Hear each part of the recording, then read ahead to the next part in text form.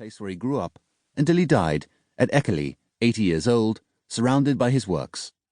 The constant activity which painting was for him can be divided into different phases, the first being his apprentice years, during which he painted himself into tradition, initially by producing youthfully clumsy landscapes and portraits, followed surprisingly quickly by confident and good paintings, culminating in a qualitative break which was also his first masterpiece, The Sick Child, in 1885-6.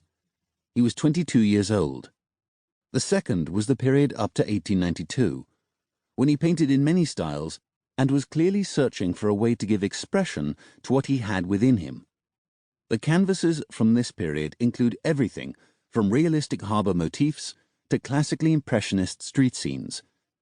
The third phase is the one we think of as Munchian. This is when he painted Melancholy, Vampire, The Scream, Evening on Karl Johan Street, Death in the Sick Room, Puberty, Anxiety, Madonna, Jealousy. The fourth phase began around the turn of the century, when he abandoned symbolist language and thinking and took his, by then distinctive style and method, into something else, less literary and more painterly, even as he returned to painting earlier motifs at regular intervals up until his death in 1944. Of course, there are no walls between these phases. Throughout his career, for example, he painted full-length portraits that are hardly affected by developments in the rest of his work, and he continually painted self-portraits up until the end, which belong among his best works. The long final phase itself contained a number of periods which it is possible to delimit, such as the vitalistic period, when he painted naked men and bathers, horses and labourers, or the monumental period, when he worked on various public art commissions, of which the mural The Sun in the Assembly Hall of Oslo University remains a high point.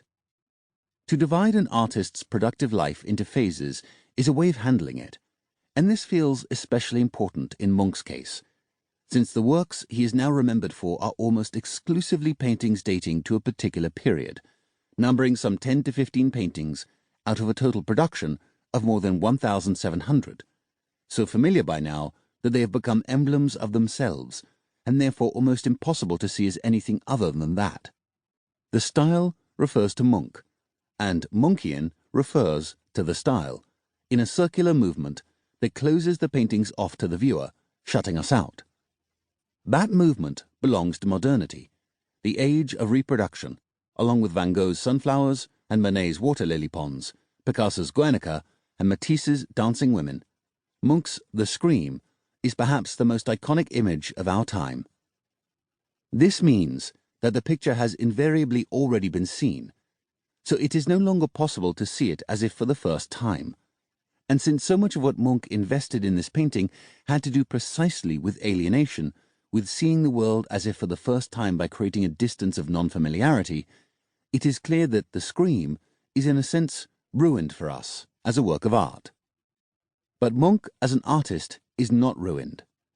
His production was so huge and so little of it has been exhibited that it is still possible to approach his pictures with fresh eyes.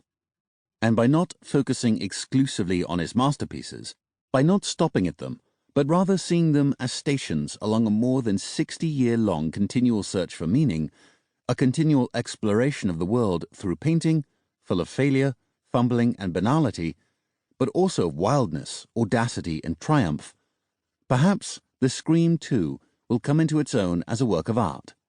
That is to say, be seen as something oscillating between the ridiculous and the fantastic, between the perfected and the unfinished, the beautiful and the ugly, painted in a small town on the world's periphery, at the junction between the old and the new, at the very dawn of the era which would become our own. As a person, Munch was emotional, nervous and self-absorbed, and as an artist he was lucky in that he was noticed at the very beginning of his career and was helped in ways that fairly quickly locked him into painting, which at first was as much a way of being seen as a way of seeing, and which eventually became a way of life, the only one he knew. He never did anything other than paint.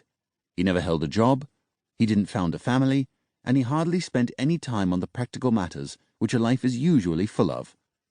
So in many ways, Munch's life was extreme.